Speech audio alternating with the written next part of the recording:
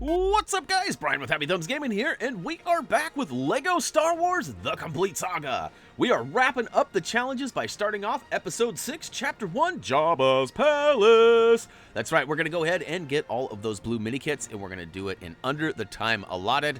We do have some quick links down below in the video description, but when you are ready to rock and roll, let's go ahead and hop into this area here. And, of course, we're going to recommend you choose old Forlom just because he is our #1 guy. We always have a #1 guy. He happens to have made the cut for this one.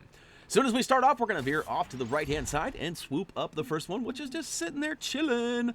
Over on the left, opposite of that guy, is going to be a pile of bricks that requires the dark side of the Force. Use that and get your grapple on not once but twice, all the way over and drop down. Trust it to go ahead and jump or drop either way. And, of course, pick up that mini-kit. Now, to get back, we're going to go ahead and build up the bricks on the ground and grapple once more times. That's right. One more time. You knew it was coming. You knew it was coming.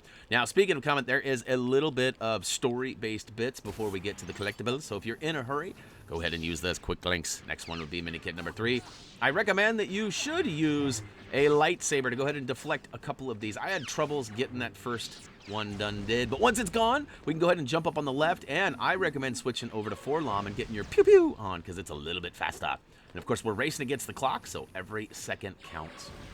Once you get all of those removed, it's going to open the door, and in we go. There's some spiderage, not the scary ones, but the robotic kind. We're actually going to avoid those. Go all the way to the back left, and before hacking that terminal, we're going to hang a Louie. That's right into the little caged area here where we find number 3. Next up, get your hack on, beep boop, boop, beep boop, with the old bounty hunter thing there. Look at me serpentining. You see that? I'm trying to avoid those guys, and I'm serpentine. Up in the new room, we're going to focus on this back right spot where we can actually use the Force and reveal a nice little nook. And inside that nook is the 4th mini-kit. We're going to go ahead and avoid all bad guys and everything else in this room. In fact, we're going to do everything we can to avoid them, but a couple of them were getting a little too pesky. So we went ahead and removed them, and then there's actually a couple of switches if you're really struggling. Flip the switch. That'll prevent those guys from coming in. We're going to do that in this next room here, too, but we actually beat them to the punch. We're going to go all the way to the back left corner of the cell block, and, of course, in that next room is a bed. You can take it out. We actually were able to by using the old slingshot from the Ewok.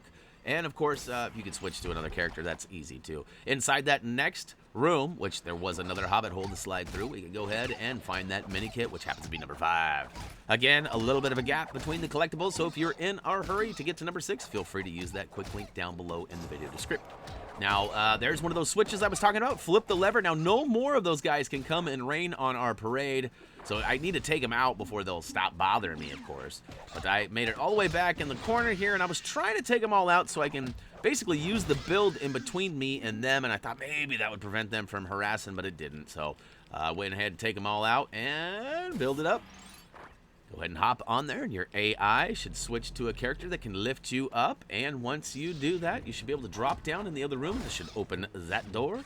And inside, we need to flip not one, but both switches here. That should open the main door, but we're not in the clear yet. In fact, we actually need to take out a giant silver, I guess it's a wall. It's like a collapsed door or something was what it was. But we go ahead and do that. Toss a nade, booyaka shout.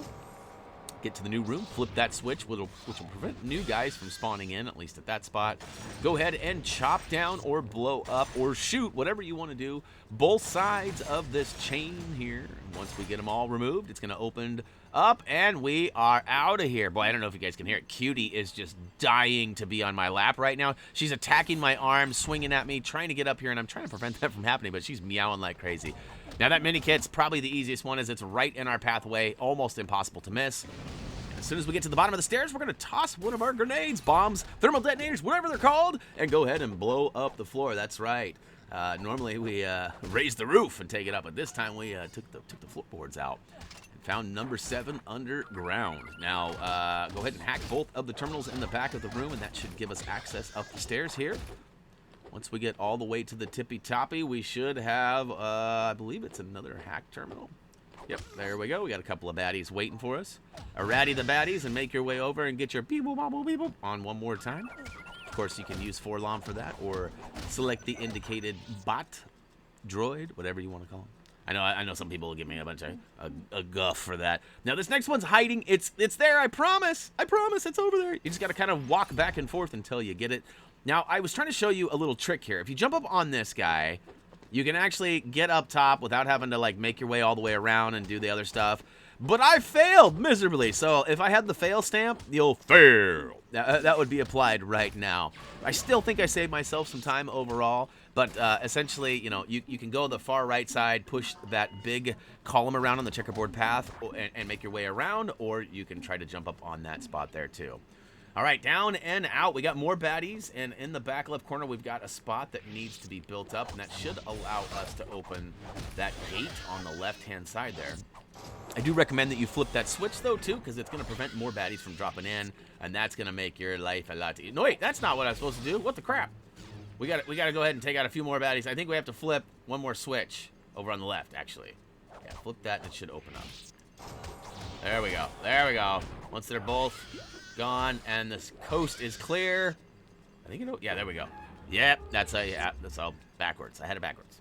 All right, flip both switches, make sure all the baddies are irradiated, and you should be able to advance into the next room. Now, in this next room, we've got one on the hard left. I've actually already walked by it, so make sure you grab that up. And then, of course, we're going to go to the back left corner and get our hack on one last time for this level. And we got a break there as those bad guys did not come and get us. It's going to go ahead and load us into the final battle here. We're going to go to the far left side, and guess what? We got Minikit number 10.